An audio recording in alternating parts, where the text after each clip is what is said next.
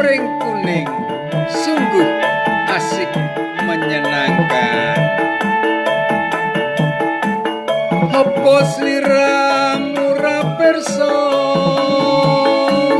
jroning ati aku ana tresno.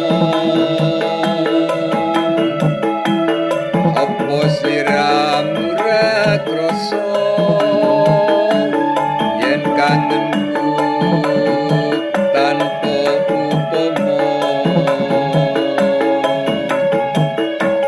Tanggal 19 sasi telu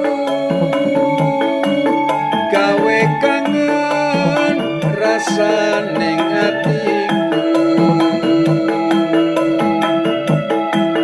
Yen bengi ra bisa turu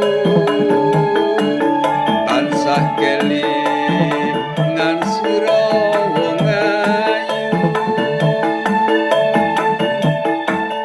Aku ora bakal lali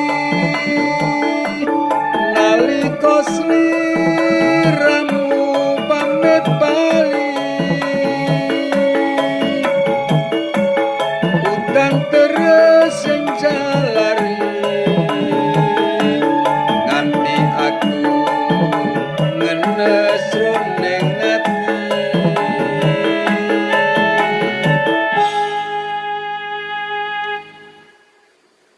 Pring kuning dadi saksi